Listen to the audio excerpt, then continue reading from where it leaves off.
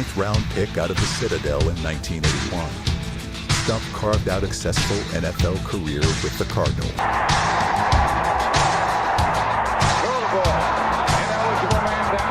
He's strong. He can move. He was agile. He can make guys miss. He had it all. He had everything in the game.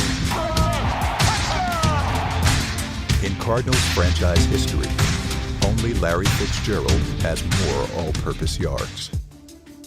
He did it all, man. Hello, I want to welcome everyone. Tuesday, December 16th, 2025. Stump Talk Podcast, Running Back University, episode 16. The great Coach Stump Mitchell, the very beautiful Saphyr, the best producer in the world, Russell Johnson. Hello, everyone. How's everyone doing? Good, Ro. Nice to see you. Saphyr, Russ. The same. I am well. It's cold, but it's always great to see your wonderful faces. We got a great show coming up for our Browns fans, and we got the bad weather and we got bad football. I think that's why we sell so much alcohol in this state, Coach, because I didn't even drink until I came back to this area because of the Browns. And so we gotta cure our ills some kind of way. Get some kind of medicine for what we go through as football fans, Coach Stump. Just want to jump right into it and let Stump take the floor. The Browns lost to the Bears, 31-3. Shedeur Sanders, 18 for 35, 177 yards, 3 interceptions. Caleb Williams for the Bears, 17 for 28, 2 touchdowns. Coach, what are your thoughts on the game and the recap?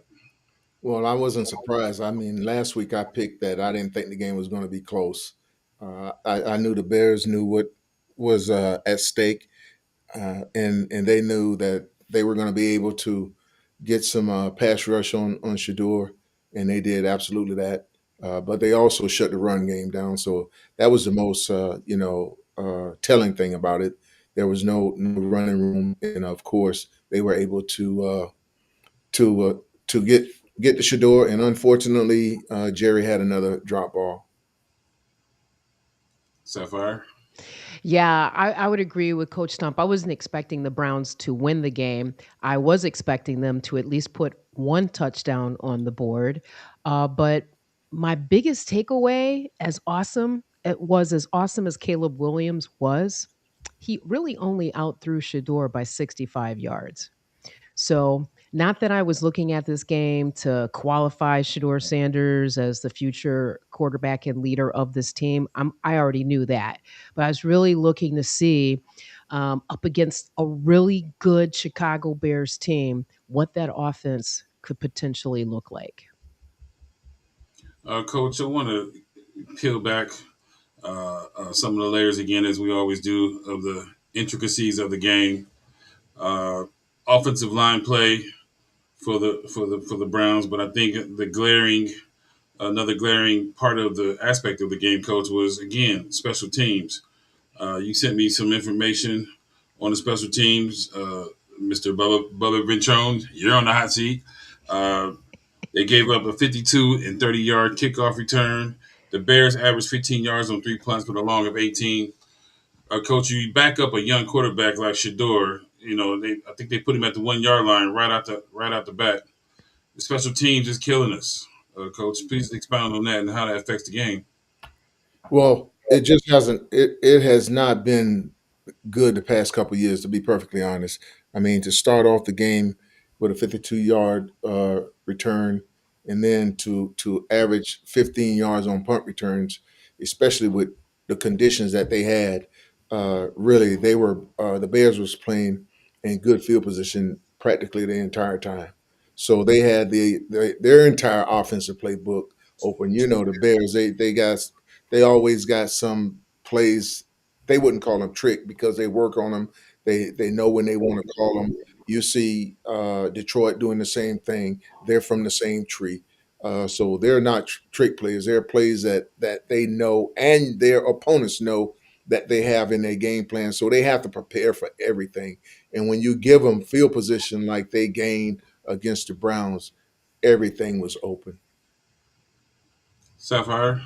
Yeah, I mean, maybe the one highlight is the field goal that we made. But other than that, I mean, like all season, I haven't really seen the special teams deliver any like explosive plays or field position flips. And maybe I got spoiled, but I expect at least at some point across the season that the special teams do those things. At least put Shador into some positive field position. Put him in positive field position. But no, I mean, I literally, gentlemen, again, I'll tell you, I was singularly looking to see what the offense could do against a bona fide, reputable NFL football team. So this, again, continued play with special teams, it just doesn't surprise me at all. It's really unfortunate. Yeah, it's Well, unfortunate because the defense is playing pretty good, but now you're giving the offenses great field position Mhm. either by way of a kickoff return or a punt return. It makes it tough. well, Coach, I think we got to take a look and have a conversation about the big topic, not only in town but nationally. I think they even made some arrangements to air this game. I was kind of, I don't know if I was down about it, Coach. People don't realize Chicago is still a major media market. You got L.A., you got New York, and then there's Chicago. There's a lot of influence there, a lot of sports fans and energy. So this was a spotlight for him, if you will, and he really didn't play well, Coach, for whatever reasons that we lined up or whatnot. But I want to ask you, in terms of his opportunity and where he's at as a player, the big talk, coach, is are we going to draft another quarterback? You have the great game last week against the Titans, as you said, but how do we evaluate him moving forward and make a decision on the future of the quarterback position for the Browns? Well, listen, unless you get an offensive line, you better get a quarterback sort of like Josh Allen, somebody that's big and physical that can break some tackles. Or Manning in Texas, he can run. He got a big arm, he got a strong arm, but still, you need some offensive linemen. So, what are they going to do there? Uh, they're going to have some picks. They're going to have the opportunity to make some trades. It just depends. Can Shador play? Yeah, he can play. It's no question he throws a nice ball, but it's everything around him. That whole, you can say whatever you want to say. People can say whatever they want to say. I really don't believe those guys have faith in Kevin Stefanski. I just don't believe that. Now, again, I'm always talking about the DC. Okay, Schwartz. Everybody in that building believe in Coach Schwartz. Players, offensively, defensively, special team wise, they believe in Coach Schwartz, and that's the most important thing is for players to believe in you. But when you say one thing and you do another, they have no faith in Kevin. I don't care what they get to the podium and say. That's what they're supposed to say. They're getting paid by the Haslam's, but deep down inside is what matters. Sapphire, has Stefanski lost his team in the Not locker has room? lost. I'm back before the bye week. He lost it. He lost it already. And gentlemen, just be mindful. I don't know if you caught this a week or two ago. Wyatt Teller's mother, she tweeted something and then took it down real quick. That game that he was pulled out of, like when Coach Stump talks about doing one thing and then changing it or saying something and changing it, these are human beings. I love the way Coach Stump talks about including players. You need stability. You need emotional stability. You need to be able to go into the building wherever you work and know what they said it is what it is. You need to feel that stability. And that has been lost on Kevin Stefanski, not just this year, but I submit to you in the last at least 2 years. Okay. So, I mean, and to your question about Mr. Mendoza, look, he's got a great look. Okay. You know, football is a business too. He's got a great look. He talks well. He's articulate. But, gentlemen, I submit to you, he would still need Michael, Raphael, Gabriel, and throw some Uriel up in there, meaning the angels of the good Lord, because our offensive line is toast. It is toast. So it wouldn't matter who you put behind our line as it is right now, Coach Stump has consistently and spot on talked about the importance of dealing with an aged line. Full stop. Coach, you remember you talked about last year, our first year of our podcast, coming out of the summer, and they had injuries. You were explaining, articulating that they already knew they had problems on the offensive line that were foreseeable. Didn't address those. We're going back 2 years now, and it seems like as of late, it has imploded. Right, everything just kind of hit at once, like the grand finale of a fireworks, coach. But going into the draft, uh, hopefully they figure out this quarterback position so we don't have to draft another quarterback. They obviously shouldn't draft another running back. They covered that ground. So, coach, how do they go into the draft with so many glaring needs? I mean, how do you start plugging up the holes? Well, first of all, Andrew Barry shouldn't be conducting that draft. He shouldn't be there, but he probably will be. But that team got to where it's at because of Andrew, plain and simple. I mean, you go to the playoffs in 2023, it was, I think, and you that's when that team started going bad. When those players walked back into that uh, building for the first time and they looked around and they saw all the coaches that were not there, Yeah. they knew it was bad. No ifs, ands, and buts about it. I mean, when Coach Callahan goes and you don't name the guy that he's been working with, Scott Peters, for 4 years, the next head offensive line coach, you're screwing up. Because now those players, they were coming back off of injury too, but now they have to try to learn a new system, but they're not really putting in the reps at practice to be ready for that first game. And I think they played Dallas for the first game, and it was a piece of a cakewalk for Dallas there. And now at the end of the year, you fire that offensive line coach. And this year you bring in another guy. But you still got the same offensive linemen, guys that are coming off of injury and trying to make it back. And it didn't work. This season is no surprise. And next year, to be perfectly honest, maybe just 2 or 3 more games better in the win column because you don't have receivers. David and Joko may be gone. You just don't know what you're going to have. Probably most of those offensive linemen are going to be gone due to injury. Posick is will be coming back off another injury. Joe is probably frustrated. He'll probably retire. I don't know that. I'm just saying he probably will, or try to move on to somewhere else. So you got so many pieces on offense that you have to replace, and they started off wrong by replacing Jerome for 2 running backs. That was a crazy thing to do. And right now, Nick in Houston is averaging 4.1 yards. Mm, I mm-mm. told you before the season was over, he's Wow. going to be averaging less than 4 yards a carry. And Wow. right now, I think he's at 3.6. You know what? I want to take note of that, Sapphire. Not you personally, but you personally and Russ. Everyone was big on Junkins, and now as Coach May, he says things sometimes that we don't quite get at the time, and his repetition of the information, right? He doesn't. He's pretty consistent. So we had this talk, Coach Stump, 12 weeks ago, and here we are. The Browns only rushed for 50 yards total. Sapphire, I want you to talk about that. Junkins looked like he let the next Marshall Faulk in the first 2 weeks, and Okay, uh, so let me just clarify. Okay. I think Quinshot Judkins has nothing but upside. And my support of him did not come in lieu of Nick Chubb.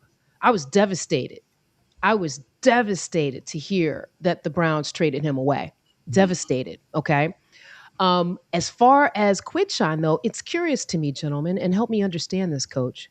Does it seem like they're running him out to the sidelines more than maybe hitting those A gaps? Because that's the type of player runner I think he is. I don't feel like he has the speed, right, to run outside or take those passes outside, if you will, and then turn and go up the field. I see him as a, is it north and south type Yeah, runner. yeah, but I think he can do it all. I think he's got pretty good speed. I think Mhm. when Sean can, you give him a chance and he can make some stuff happen. But right now, those are the same guys. They've gotten older as the season has gone on. Mm, He's not getting a whole lot of opportunity. Nothing against Quinshawn. He's a good back. But again, Jerome was a great back too. yeah. And they didn't show any back during my time in Cleveland the love or the number of carries consecutively in games that they've given Quinshawn. And why do you think that is, Coach? Well, I think because Kevin is a passing guy for the most part. I mean, the first year he came to Cleveland, we ran the ball more, but that's only, in my opinion, was because he had been working for a defensive head coach, and he could still hear him in his meetings with him during his time there, uh, when he was even when he wasn't even with them anymore. I mean, Mm, if you're around someone long enough and they really believe in you, they're still you can still hear their teaching even though they're not there. okay. You Huh. know, I want to bring something to the conversation, you guys, and get your thoughts on this. Coach, we talked about mismanagement. I think we have evidence of mismanagement from the GM as well as the head coach. So Andrew Berry, right now, he drafted the kid out of UCLA. He got the kid out of Michigan. He got Junkins, and for whatever reason, in this "what have you done for me lately" world we live in, they want to, give him the Bill Walsh, Jerry West treatment like he's the best GM because he had a okay draft. And I look at that same draft, Sapphire and Stump, as you draft two running backs and two quarterbacks in this same draft. And as Stump has been saying, we didn't really have a glaring need. We could have worked with Chubb and Ford, and maybe use those draft picks to shore up the offensive line and the right receivers. But coach, going into this offseason, you know, doing a fair assessment of what has happened and what has occurred, Russ just mentioned uh, that the GM is now taking a higher job position, what have you. Coach, you mentioned he already was in a higher status than DePodesta or whatever his name is. But going into this off season, coach, what now in terms of Stefanski's job and Andrew Berry's job? I would ask them both in clean house if I can make that decision. Coach Stump, what are your thoughts on that? Well, if they thought like I thought, they would be in a much better position. Okay, because it don't take a rocket scientist to see that that offensive line needs to be replaced. I mean, everything from the offensive standpoint starts with the offensive line. I mean, Barry Sanders is not there. Barry Mm, Sanders, he made a lot of people miss, point blank. But they don't have those type of backs anymore, for the most part. And the Browns definitely don't have them. They have some good backs, but no Barry Sanders. And the quarterbacks, they need some time. I mean, as much as they want to throw the ball right now, you have to get an offensive line.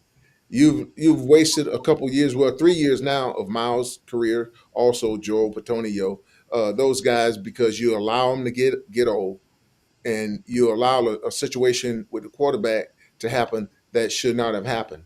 Uh, you had Baker. That's all you needed. You needed to know how to handle Baker. Okay, and they couldn't handle Baker. Baker was injured. He shouldn't have been playing. They had Case Keenum, which is all that they needed, a proven guy, and they didn't use him right. So now they find themselves in a situation where they got rid of a quarterback that they had that's been productive every place else that he's gone. Sapphire? yeah, I mean, I'm not trying to give Andrew Berry a pass at all, but what I just heard Coach Stump describe is an environment where the general manager and the coach are not on the same page. They're just not on the same page. And you talk about Deep Podesta moving on. I mean, his reputation, he was an analytics guy. Andrew Berry's reputation, he's an analytics guy, right? So, how much of that dictated how they drafted this year, despite the glaring needs that they had on the offensive line. It just, when I think about this game, the N word, follow me, gentlemen, comes to mind. Inefficient and inconsistent, right? The turnovers, the sacks. I mean, as much as they want to throw the ball, as soon as the man dropped back, there was the defense, right? So to me, if the Browns move this offseason, even if it's just changing the coaching and leaving the elevated general manager in place, I could live with that and give him another opportunity based on what he did this year. Saphyr, no, he has to go. Tell him we don't want Andrew Berry back. We do not want Coach Stefanski back. I I just think we, the fans, the city, we need a fresh start. I believe that they had every opportunity at this point to show us who they are. Right? Okay, so let me ask you this then. Do you feel that the Haslams, in all of how they have managed this team over the last decade, would be willing to clean house completely? Do you think they would pull the trigger on both of those gentlemen? Well, I That's a think the Haslams, for the most part, they're they're fall guys. Okay, they're taking the fall. You, when Mr. Haslam, and I like the Haslams, when you take and say that we uh took a shot and missed, no, no, no, no, no, no, no. You didn't take a shot and miss. You missed. The coaches missed. Okay, it wasn't a shot in the night. Deshaun proved in Houston what he could have done. He proved what he did. You take a shot and you come to Cleveland, and I don't care what name you're talking about, whether you're talking about Deshaun, whether you're talking about Amari, whether you're talking about Jerry Judy. All of those guys were successful places that they were not. Okay. They were Mm. successful with the exception of Deshaun. He got hurt. Amari was successful in Cleveland. Jerry Judy was successful in Cleveland. They come back a year later and they're not successful. Okay. And that's because Andrew didn't know how to handle those guys. They were on total different spectrums. Amari was a quiet guy that was just going to get the job done. Very, very knowledgeable, well educated young man. Jerry Judy is one of those guys out there. Hey, I didn't like it in Denver. It wasn't really all about me. I wasn't getting Mhm. my shot. Now he come to Cleveland, he get a shot, and he's very happy. And all of a sudden, they created a circus around who was going to be playing quarterback. They knew from the start that Joe Flacco was going to be the starting quarterback. So they should have been getting reps, and they should have been trying to bank on winning this year because of the age of a lot of guys on that team. Let's surround Joe with the right people, and let's just go out and try to win. But they try to make everything a circus. Bad. Coach, Coach, I never asked you this question. Do you think that if Kenny Pickett had not gotten injured, he would have started the season instead of Joe Flacco? No, no, I don't think so because even me being here in Georgia, I was still high from Joe Flacco returning to Cleveland because I think Joe would have performed if given the opportunity in training camp as the number one guy, and it wasn't a circus, and he's producing every day with those guys. I thought they all would have had the opportunity to gel together, and I just think it's poor mismanagement. I don't think Mm, Pickett would have beaten Joe out. appreciate Speaking it. of Deshaun Watson, you guys, so they talked about today that the Haslams may realize the entertainment because we got a circus here in town in Cleveland. Each week Yes. is new, and I want to note the mismanagement in the particular game here.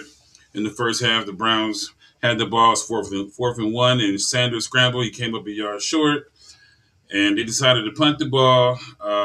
It was clock mismanagement, and then they got something I dubbed wristgate.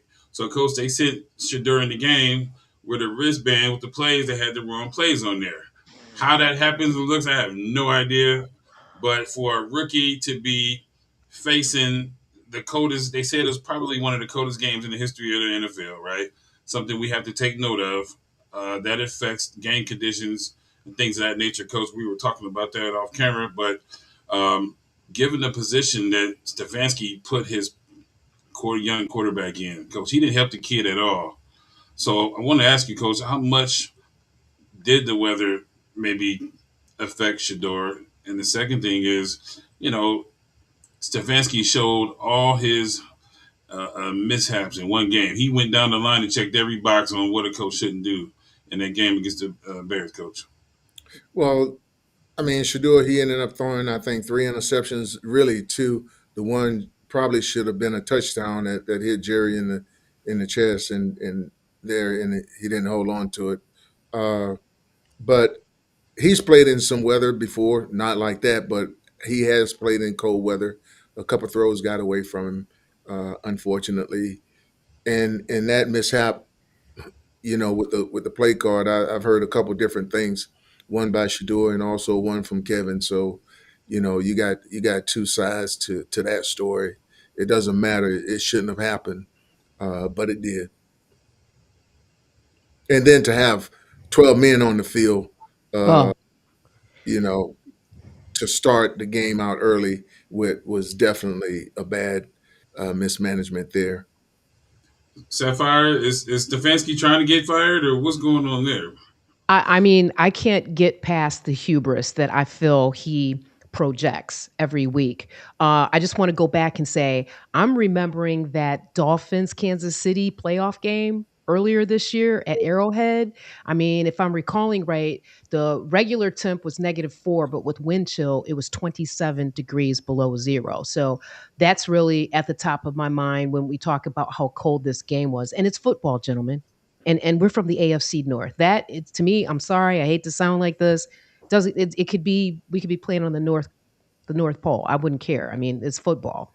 But going back to this wristband thing, I actually thought that Shador Sanders showed the world again how professional he was and what a team player he was. Because in his post game presser, as you may be aware, he said, "Oh no, it's just the card came out." Then you listen to Stefanski completely contradict what young Sanders said. I mean, he has all of the elements.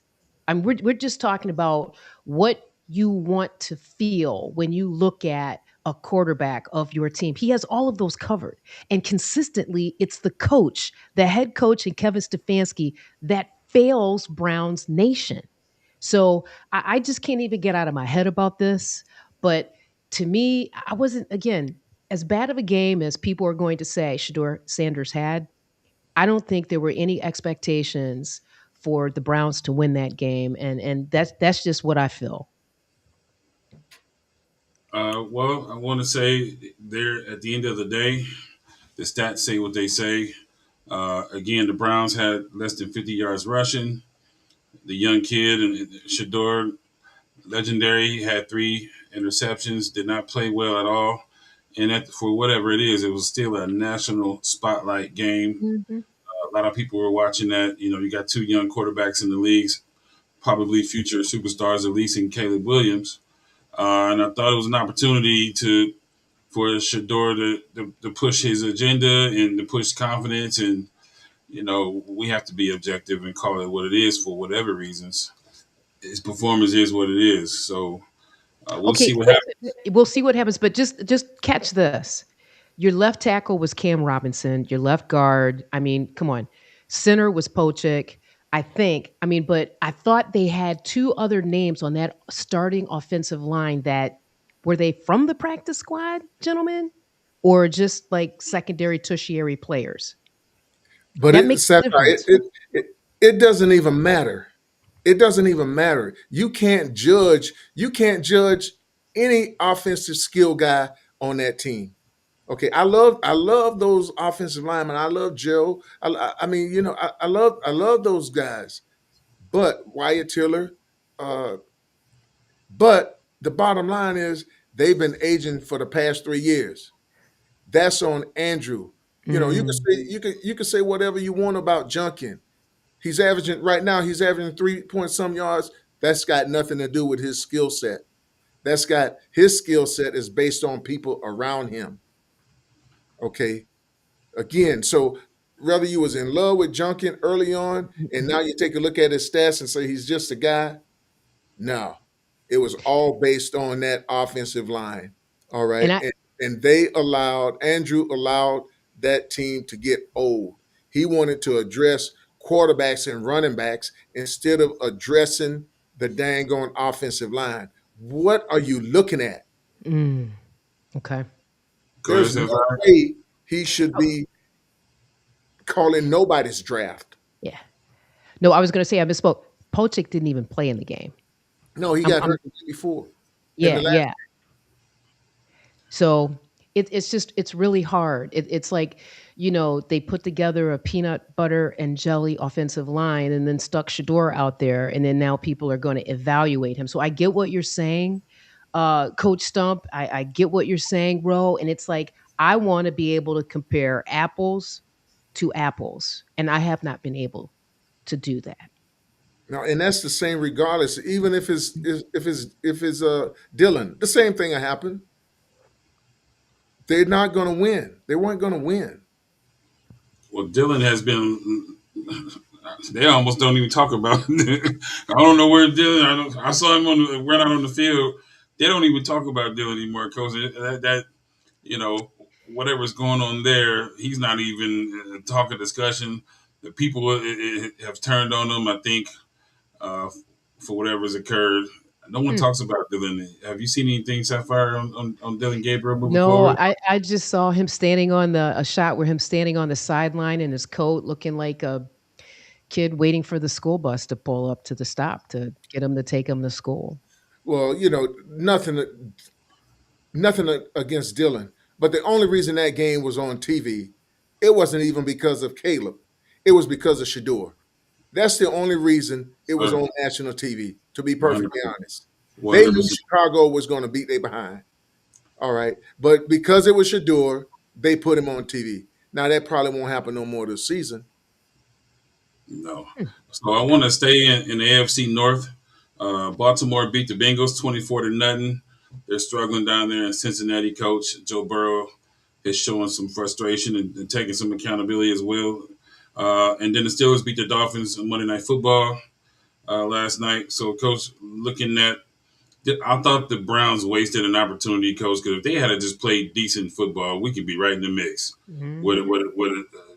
We probably could have had less than 500 record and coming down the stretch, been able to maybe get a wild card game or something of that nature. But uh, what do you think? Is you still think the Ravens or the Steelers are going to come out of the AFC North? Yeah, I think the Steelers will come out there right now. The Ravens, Lamar is not looking too good. He's not moving well. I saw in the game where he tried to stop and go, and it was an easy sack for the linebacker. So I think Pittsburgh is going to find a way to make it happen. Metcalf don't look as good to me moving wise.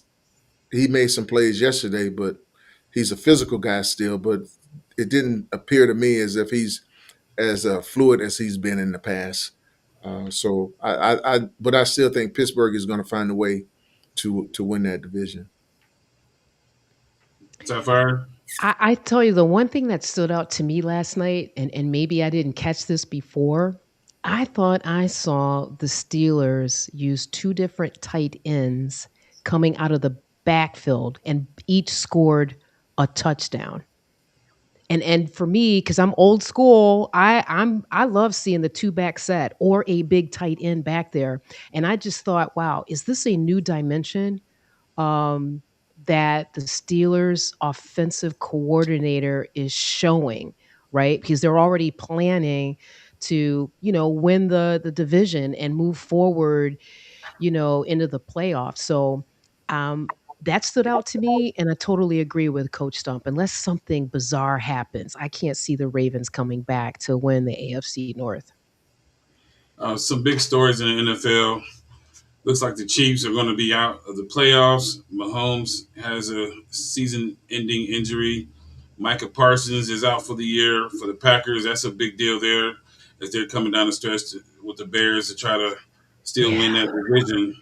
And then we got Philip Rivers, 44 years old, got a call, and his 12, 13 kids or whatnot. So, Coach, what are your thoughts on them calling Philip Rivers? And you got people that's been there since training camp trying to get a job and trying to get some playing time, and they call a guy who's at home at this stage, this late in the season. Well, I thought he did a heck of a job. They lost 16-18, I think it was. Philip did well. He understood the situation. He understood the offense because he's played for him before. So I think it's less about Philip and more about what they don't believe in the quarterbacks that they have to have to call him. Uh, he don't believe that those guys have mastered the offense well enough. And Philip gave him an opportunity to win the game. Unfortunately, there again, time management. They gave the ball back to Seattle with too much time, and they were able to go in and kick a field goal. But I think Philip played well. I don't think age at that really position has anything to do with it. If you got some guys up front that can protect you a little bit, and when you take a look at the average yards now, when Philip was playing, you were averaging over 10 yards completions. Right now, I think it's down to maybe 5 or 6 yards average in a lot of these passes that are being thrown. Thank you, Coach Stump. You took the words right out of my mind. I really think the real football fan understands. Look, with age comes wisdom. He knew the situation. They gave him protection. I really think we need to move the conversation in a different area for those folks that want to hang up on, oh, he's 40, he's 41. I mean, it was they were this close. If they had just been able to maintain possession a little bit longer, we'd be having a completely different conversation. And as far as the Packers, look, they were my sleeper team. I said this last week, but with Micah out, it changes the game. It changes the game, the dynamic. So we'll see what happens. Some other big games: Buffalo over New England, 35-31. The Hmm. Broncos over the Packers, 34-26. A big game. The Rams over the Lions, 41-34. And the Cowboys lost. The Cowboys have really squandered an opportunity as well, Coach. Coming down these last three games, they took some losses that they could have been in a great position uh, with the Philadelphia Eagles to win that division. But out of those games, Coach, how you see things coming down the stretch with New England and Denver with those records and home field at stake, and then you got the Rams and the Bears and some teams in the NFC. How you see things shaking out? I just don't know. I mean, all of those teams you're talking about, Denver, uh, New England, and also Buffalo. Buffalo, of all of them, really might be the one that can go on the road uh, Okay. and win games. Kansas City, made it tough for Buffalo, but I think Buffalo has been there.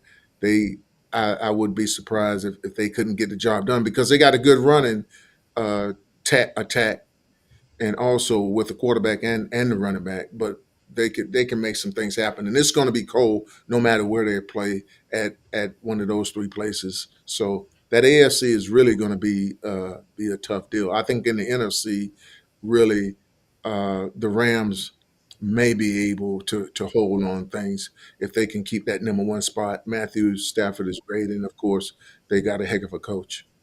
And wide receiver. I mean, and you know what, Coach Stump, the other thing about the Bills, do you all realize that three times this year they've come back after trailing? And two of those times, I think it was in the fourth quarter, right? I mean, Coach Stump, what is that as a player, as a coach? Not that you plan to play that game that way, like coming from behind, but what does that do in terms of morale to be able to look back at your body of work and say, okay, we've been in XYZ situation And we also know that we have the ability to come back late in the game and win. What does that do for the morale of a team? Josh Allen has been there. Okay, the head coach has been there. The wide receiver coach has been there. The running back coach have been there. Stability, Mm, stability. Whether those guys lose or win, they're praising each other in both situations. They're sticking together. Okay, they're all one for one, all for all when it comes to the players and the coaches together. And when you tend to have a problem with that, sometimes you find that problem out of the organization. Okay, uh, when they have player problems that don't seem to want to gel or make it be it's about me instead of about the team. You'll see them part Buffalo. They'll part with that guy. They've done that. Now the players sometimes go off and have success elsewhere, but they keep that unity of team together. Whereas with Stefanski and the Browns, you get rid of some of your coaches and also some of your better players, thinking you can find something better, and they haven't found that mm. either in coaches or players. Well, I want to roll right quick. Give Danielle Slagater, I hope I'm pronouncing your name correctly, young lady, shout out. Quoting her, Schwartz is the man, right? And also Joseph Lampman That's saying my guy. salute, right? Saying salute to the fellas. Would you please remind him I'm a female? Maybe he could add that on next week. Yeah, yeah. Hello, Joseph. Uh, I want to segue that right into the Browns versus the Bills. They play at 1 o'clock at home.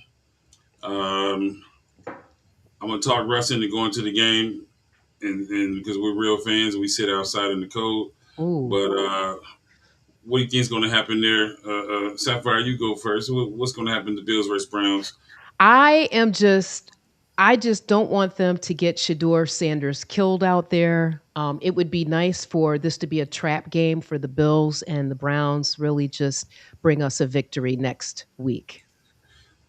Coach Stump. Well, the Bills know they're one game behind the Patriots. So they're hoping to have home field advantage. They're hoping to win the division and not have to be the fifth seed. That's what they're hoping for. So they're not taking them light at practice right now, or this week in practice. They're getting after it. They're going there to do one thing, and that's to win a ball game.